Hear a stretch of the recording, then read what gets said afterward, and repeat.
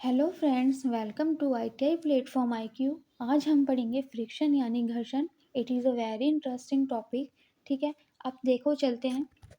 Friction क्या होता है, घर्षण बल क्या है, समझते हैं।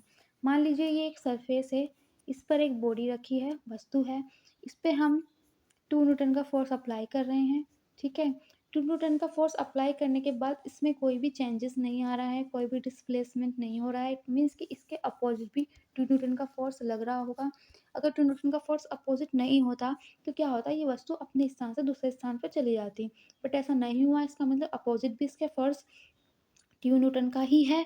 तो हम क्या मानेंगे, जो अपोजिट जो फोर्स लग रहा है वो हमारा घर्षण बल ही होगा। ठीक है, अब देखो आगे देखते हैं, समझते हैं इसको। घर्षण क्या है? जब किसी पिंड को अन्य पिंड पर गतिमान किया जाता है या गतिमान करने का प्रयास किया जाता है, तब उनके संपर्क तलों के मध्य उपस्थित वह बल जो उनकी एक दूसरे के सापेक्ष गति का विरोध करता है, घर्षण बल कहलाता है। पिंडों के पृष्ठ पूर्णतः चिकने नहीं होते हैं। जब इनको उच्च क्षमता के सूक्ष्मदर्शी द्वारा देखा जाता है, तब इनके खुरदरापन होता है तथा कई स्थानों पर अनियमितताएं होती हैं। समझे इसको। देखो, जब भी कोई दो वस्तु है, उनको आपस में एक दूसरे के सापेक्ष क्या हो रहा है, गतिमान किया जा रहा है, तो क्या होगा, उनके बीच में, उनके तलों के बीच में क्या होगा, एक अपोजिट फोर्स लगेगा जो उनकी गति का विरोध करेगा। तो उसे हम क्या बोलेंगे, घर्षण बल। मतलब डेट अपोजिट रिलेटिव मोशन। घर्षण बल क्या है कि जो मोशन है, जो मोशन होता है उसके सापेक्ष अपोजिट डायरेक्शन में जो फोर्स अप्लाई हो, वो होता है हमारा फ्रिक्शन यानी घर्षण। ठीक है, अब क्या होता है कि जैसे हम देखते हैं इसको, हमने देखा सरफेसेस के ऊपर वस्तु रखी है। ठीक है, देखने में तो हमें ऐसी लग रही है, लेकिन जब हम इसको माइक्रोस्कोप या सूक्ष्मदर्शी द्वारा देखेंगे तो हमें कुछ इस तरह से स्ट्रक्चर नज़र आएगा, जैसे डायग्राम में दिखाया जा रहा है। इसमें क्या है कि जो बिल्कुल माइक्रो माइक्रो माइक्रो स्पेसेस होती हैं सरफेस के बीच में और वस्तु के बीच में, वो क्या होती है, एक दूसरे से अटैच हो जाती हैं। ठीक है, अटैच होने की वजह से इनमें जब जब इनको गतिमान किया जाएगा तो इनमें क्या होगा, इनके अपोजिट फोर्स अप्लाई होगा जिन्हें हम घर्षण बल कहेंगे। ठीक है, इस तरह से ये चीज़ें देखी गई हैं। अब देखिए, हमें समझना है, हमें तो मेनली जानना है कि फोर्स कैसे निकालेंगे, हमें घर्षण बल कैसे निकालना है। घर्षण बल पूछा जाएगा, जो क्वेश्चन में पूछे जाएंगे। बट हमें समझना चाहिए कि फ्रिक्शन क्या है, घर्षण क्या है, घर्षण बल क्या होता है, इसको समझना ज़रूरी है, तभी हम क्वेश्चन भी आसानी से कर पाएंगे। ठीक है, अब देखो, अब हम समझते हैं इनके टाइप्स, कितने प्रकार का हमारे घर्षण बल है। तो देखिए, टाइप्स ऑफ फ्रिक्शन। फर्स्ट है स्टैटिक फ्रिक्शन एंड सेकंड है डायनेमिक फ्रिक्शन। स्टैटिक फ्रिक्शन क्या है, जब भी कोई वस्तु रेस्ट अवस्था में होगी तो उसे हम बोलेंगे स्टैटिक, यानी कि हिंदी में बोलेंगे स्थैतिक घर्षण या स्थैतिक घर्षण। ठीक है, जब हम कोई फोर्स अप्लाई करते हैं वस्तु पे और वो रेस्ट अवस्था में रहे। और डायनेमिक है फ्रिक्शन को हम स्टैटिक फ्रिक्शन भी बोलते हैं, और हिंदी में इसे गतिक घर्षण कहेंगे। गतिक घर्षण जब अप्लाई होता है जब वस्तु हमारी गति अवस्था में होती है। ठीक है, गति अवस्था में है तो गति डायनेमिक फ्रिक्शन, गतिक घर्षण। और विराम अवस्था में है तो स्टैटिक फ्रिक्शन। ठीक है, अब देखो इसके पॉइंट्स।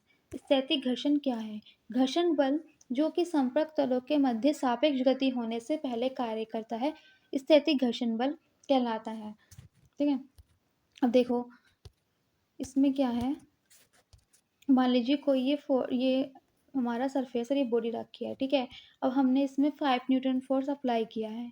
ठीक है, 5 न्यूटन फोर्स अप्लाई किया, इसका मतलब अब अगर हम 5 पॉइंट और इसमें कोई डिस्प्लेसमेंट नहीं आया है ना, और इसके मतलब इसके अपोजिट 5 न्यूटन का फोर्स लग रहा है। ठीक है, अगर हम 5.1 न्यूटन फोर्स अप्लाई करते हैं तो क्या होता है, इसमें डिस्प्लेसमेंट आ जाता है। तो इसका मतलब है कि 5 न्यूटन से हम जरा सा भी ज़्यादा फोर्स अप्लाई करेंगे तो भैया वस्तु खिसक जाएगी, वस्तु अपने स्थान से दूसरे स्थान पर स्थानांतरित हो जाएगी। तो इसका मतलब है 5 न्यूटन ही हमारा क्या है, मैक्सिमम पॉइंट है ना। हमें क्या होगा, हमें जो फॉर्मूला देखो, स्टैटिक फ्रिक्शन का कोई फॉर्मूला नहीं है, फॉर्मूला है मैक्सिमम स्टैटिक फ्रिक्शन का। ठीक है, वो अभी मैं बताऊंगी आगे, अभी ये तुम समझो। अब मान लो इसमें क्या है, एक दो पॉइंट्स तो लिखे हुए हैं यहाँ पे, ये देखो। इनकी प्रगति स्वयं से समायोजित होने की होती है, यानी कि सेल्फ एडजस्टिंग की होती है। स्थैतिक घर्षण का संख्यात्मक मान उन बाहरी बल के बराबर होता है जो वस्तु के सापेक्ष गति प्रदान करने की चेष्टा करता है, ठीक है। स्थैतिक घर्षण का अधिकतम मान सीमांत घर्षण के बराबर होता है, ठीक है। इसमें क्या है देखो, एक दो पॉइंट में समझाऊं। जब भी इसमें हमने जैसे अभी पढ़ा 5 न्यूटन का हमने फोर्स लगाया था, ठीक है। अगर हम 3 न्यूटन का फोर्स लगाएंगे तो क्या होगा, बॉडी डिस्प्लेसमेंट होगी? नहीं होगी, क्योंकि 5 न्यूटन से ज़्यादा अगर हम फोर्स अप्लाई करेंगे तब होगी डिस्प्लेसमेंट, कम में नहीं होगी। तो क्या है, इसके संख्यात्मक मान क्या है, चेंज होंगे। 2 न्यूटन लगाएंगे तो 2, तो ये क्या होता है, चेंज। इनके जो वेरिएबल होते हैं, जो इनके जो संख्यात्मक मान है वो अलग अलग होंगे, ठीक है, फिक्स नहीं होगा। और हम बात करें गति घर्षण बल का, तो इसमें क्या होगा, संख्यात्मक मान इनका फिक्स होता है, ठीक है। ये फिक्स होती है गति घर्षण, और स्थैतिक घर्षण फिक्स नहीं होता। इनका डिपेंड करता है कि फोर्स किस कौन सा अप्लाई हो रहा है ना, ठीक है। ये समझने वाली बात। अब हम जाते हैं गति घर्षण में। यदि वस्तु अपेक्षित गति कर रही है तो उनकी अपेक्षित गति का विरोध करने वाला घर्षण गति घर्षण कहलाता है, ठीक है। अब देखो, गति घर्षण का मान सदैव सीमांत घर्षण से थोड़ा कम होता है। इनका मान भी n पर निर्भर करता है। इनका मान वस्तु की गति के प्रकार पर भी निर्भर नहीं करता है, क्योंकि ये नियत होता है। और एग्जैक्टली क्या है, मैंने भी बताया, ये फिक्स है, ठीक है, ये कांस्टेंट है वैल्यू, ठीक है। तो इसमें गति किस तरह से हो रही है इस पर डिपेंड नहीं करेगा, ठीक है। अब इसमें क्या है, इसका मान ये देखो, इनका फॉर्मूला दे रखा है। ये इसका फॉर्मूला है, ये रहा। हम्म, हम्म, ये फॉर्मूला दे रखा है ना, एफ के म्यू के एन, ये फॉर्मूला है। अभी मैं आगे बताऊंगी इसका। आगे देखो, सम इम्पोर्टेंस ऑफ न्यूमेरिकल। देखो, एक तरफ तो है स्थैतिक घर्षण बल का फॉर्मूला, और एक तरफ है डायनेमिक यानी कि गति घर्षण। ये तो है स्थैतिक घर्षण बल का, और ये है गति घर्षण का, ठीक है। अब देखो इसमें क्या है, एफ एक्स स्थैतिक यानी कि मैक्सिमम अधिकतम स्थैतिक घर्षण बल का फॉर्मूला यू एस एन है। यू एस क्या है हमारा, सॉरी, म्यू एस है हमारा कोफिशिएंट ऑफ स्टैटिक फ्रिक्शन, ठीक है, कोफिशिएंट ऑफ स्टैटिक फ्रिक्शन। और इसी तरह से गतिक घर्षण बल का फॉर्मूला है म्यू के एन। इसमें म्यू के क्या है, कोफिशिएंट ऑफ काइनेटिक फ्रिक्शन यानी कि गतिक घर्षण बल का गुणांक, ठीक है, गतिक घर्षण का गुणांक है। अब देखो, ये दो फॉर्मूले आपके जो भी फोर्स का एग्जाम न्यूमेरिकल होगा उसमें यूज किया जाएगा, है ना। आपसे क्या होगा कि आपको दिया जाएगा कोफिशिएंट ऑफ फ्रिक्शन यानी गुणांक, स्थैतिक गुणांक दिया जाएगा या गति गुणांक दिया जाएगा, और आपका वेट दिया जाएगा। आपसे पूछ लिया जाएगा भाई इसका गति घर्षण निकालो या स्थैतिक घर्षण निकालो, इस टाइप के क्वेश्चन होंगे, है ना। आप क्वेश्चन करोगे तो समझ आएगा। और थोड़ा सा ये मैंने इम्पोर्टेंस नोट्स ये लिखे हैं, ये इम्पोर्टेंट है, सारे एग्जाम में सारे क्वेश्चंस में यूज़ किए जा सकते हैं। देखो, अगर क्या होगा, आपको कोई भी क्वेश्चन दिया जाए और उसमें पूछा जाए कि अगर आपने क्वेश्चन निकाला, उसमें आपका मैक्सिमम स्टैटिक जो फ्रिक्शन है वो ज़्यादा हुआ अप्लाइड फोर्स से, कोई भी इसमें अप्लाइड फोर्स हो रहा है, तो इसका मतलब जो फ्रिक्शन होगा वो तुम्हारा अप्लाइड फोर्स के बराबर होगा, ठीक है। और मैंने लिखा है कि अगर मैक्सिमम स्टैटिक स्टैटिक फ्रिक्शन निकालने पे स्टैटिक फ्रिक्शन कम है अप्लाइड फोर्स के, मान लो 3 न्यूटन अप्लाइड किया गया बॉडी पर और हमने स्टैटिक फ्रिक्शन निकाला, तो वो हमारा क्या है, कम है, और अप्लाइड फोर्स ज़्यादा है, वो आ गया 2 और अप्लाइड फोर्स है 3। तो हमें क्या होगा, जो फ्रिक्शन हमें निकालना पूछा जाएगा तो फ्रिक्शन हम काइनेटिक फोर्स निकालेंगे और उसके बराबर हमारा फ्रिक्शन होगा, ठीक है। ये इंपॉर्टेंट है, बहुत ज़्यादा भी समझ नहीं आ रहा, जो क्वेश्चन करेंगे ना तब समझ आएगा। और बुक में ऐसे दे नहीं रखा, बुक में क्वेश्चन आंसर जो नीमी की बुक भी है ना उसमें डायरेक्ट फॉर्मूले रख दिए हैं, और पूरे घूम जाओगे देख के। जो कर पाएगा, जो नहीं समझ पाएगा तो उसको तो प्रॉब्लम होगी ना। तो इस तरह से समझोगे ना तो क्वेश्चन अपने तरीके से कर लोगे। अब देखो आगे मैं समझाऊँ एक क्वेश्चन आपको। चलिए क्वेश्चन करते हैं हम। मान लीजिए क्वेश्चन दे रखा है, इसमें आपको मास दे रखा है आपका, यानी कि द्रव्यमान दे रखा है 5 kg, ओके, ठीक है। अब इस बॉडी में हमें दे रखा है स्थैतिक घर्षण गुणांक, वो दे रखा है 0.3, ठीक है। अब हम क्या करेंगे, इसमें पूछा है कि स्थैतिक घर्षण बल निकालो। अब इसमें हम फॉर्मूला रख देंगे, मैक्सिमम स्थैतिक घर्षण बल बराबर म्यू एस इंटू के, है ना, के हमारा क्या है, वेट है। अब हम क्या करेंगे, 0.3 दे रखा है, वेट इज इक्वल टू क्या होता है, एम जी, द्रव्यमान इंटू ग्रेविटी जी। तो एम की वैल्यू है 5 और जी की वैल्यू क्या होती है हमारी 10, है ना, 9.8 होती है, 10 रखा हमने। अब इसमें इसको सॉल्व कर दो, 10 से 10 कैंसिल, बचा 5 3 जा 15, यानी कि 15 न्यूटन आ गया इसका आंसर। ठीक है, ये तो छोटी क्वेश्चन था, ये तो कोई भी कर लेगा, सिंपल है, फॉर्मूला रखा आ गया। अब इसी तरह गति घर्षण बल का हम फॉर्मूला रख के करेंगे, उसकी वैल्यू भी आ जाएगी। ठीक है, अब देखो एक क्वेश्चन समझते हैं। इसमें दे रखा है आपको, क्वेश्चन दे रखा है 5 kg आपका वेट दे रखा है ना, इसमें क्या दिया, वेट, उसमें था द्रव्यमान, इसमें है वेट। ठीक है, वेट दे रखा है, इसमें हमारा जो है न्यूटन अप्लाई हो रहा है, 3 न्यूटन फोर्स अप्लाई हो रहा है। ठीक है, 3 न्यूटन फोर्स अप्लाई हो रहा है। अब इसमें हमें दे रखा है, इन्होंने स्थैतिक घर्षण गुणांक दे रखा है 0.2 एंड स्थैतिक डायनेमिक फ्रिक्शन दे रखा है हमारा 0.3, यानी कि गति घर्षण दे रखा है 0.3, गति घर्षण गुणांक आई मीन। अब इसको हम कैसे करेंगे, अब इसमें पूछा है कि भाई तुम फ्रिक्शन निकालो, फ्रिक्शन। अब देखो हमें क्या दे रखा है, अप्लाइड फोर्स कर दे रखा है 3 न्यूटन का, उसमें भाई फोर्स अप्लाइड हो रहा है, एक बॉडी है जो कि 5, जिसका जो वेट है, वजन है वो 5 kg है।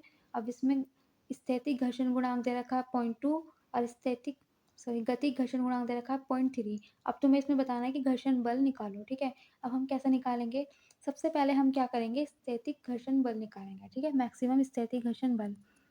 ठीक है, सबसे पहले निकाला हमने मैक्सिमम स्थैतिक घर्षण बल का फॉर्मूला वही है, म्यू एस इंटू एन।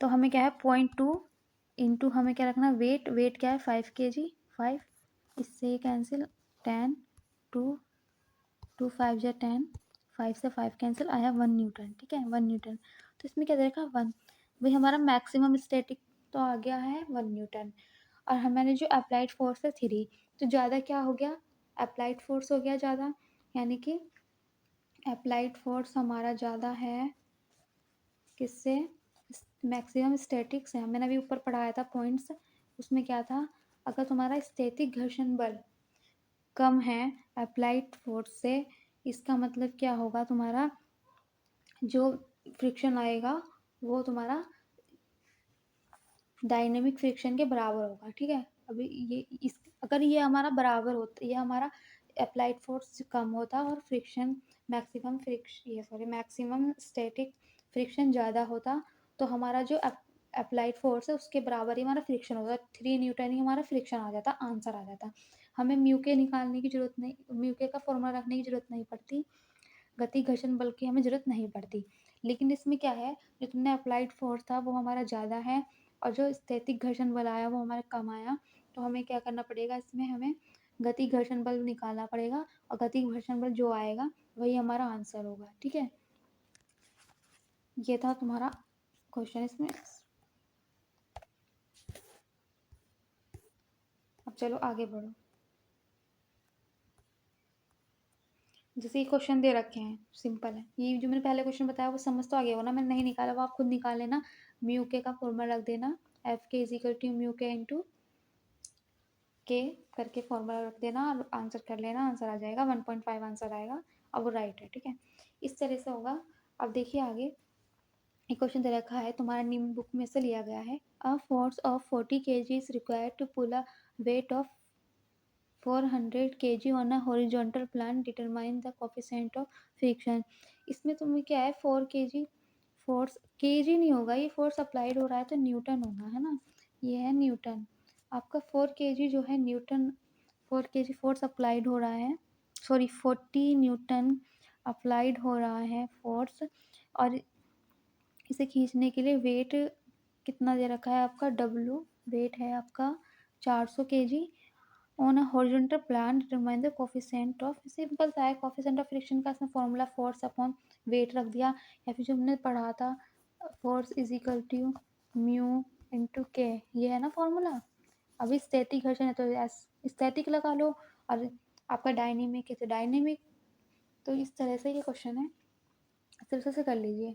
अब इसमें क्या है, म्यू आपको निकालना है, यानी कि स्थैतिक घर्षण गुणांक निकालना है, घर्षण गुणांक निकालना है आई मीन। तो आप इसका फॉर्मूला अप्लाई करके 40/400 करके ये दे रखा है, कोई आंसर आ गया है ना, सिंपल है, ये तो कर लोगे। And secondly a force for 30 newton is required to move a body of mass 35 kg on a flat surface horizontally at a constant velocity. Find the coefficient of friction। यानी कि इसमें दे रखा है एक फोर्स 30 न्यूटन